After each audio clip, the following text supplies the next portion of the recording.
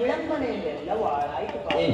ಏನಾಯ್ತು ಸಾಧಕಿ? ಅದನ್ನು ಹೇಳಲು ನನಗೆ ಮನಸ್ಸಿಲ್ಲ, ನೀನೇ ನೋಡು. ಓ, ಅಣ್ಣನ ದುರ್ಯೋಧನ ನರೇಂದ್ರ ಮೊದಲೇ ಮಾಲಿಕೆಯಲ್ಲಿ ನಿನ್ನ ಆಲಸ್ಯ ಪ್ರವೃತ್ತಿಯ ಫಲವಾಗಿ ದುರ್ಯೋಧನನಿಗೂ ಶ್ರೀಕೃಷ್ಣ ಪರಮಾತ್ಮನ ಸಹಾಯವನ್ನು ಪಡೆದನು. ಇದೆಂತ ವಿಳಂಬನೆ ಪಾತ್ರ? ಇದು ವಿಳಂಬನೆಯಲ್ಲ ಸಾಧಕಿ, ಪಾಂಡವರ ದುರ್ದೈವ. ಅಥವಾ ನಾವು ಮುಳುಗುವುದಾದರೂ ಏಕೆ?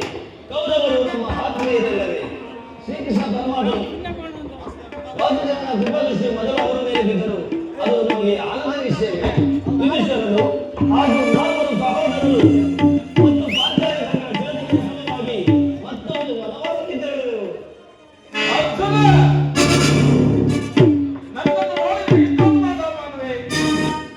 ನೀನು ಬಾಲಿಕೆಗೆ ಹೊರಟೆ ಎಂಬ ವಿಚಾರವನ್ನು ತಿಳಿದ ಬಳಿಕವೇ ಆದರೆ ನನ್ನ ಸದೈವ ಬಲದಿಂದ ನಾನೇ ಮೊದಲು ಇಲ್ಲಿಗೆ ಬಂದೆನು.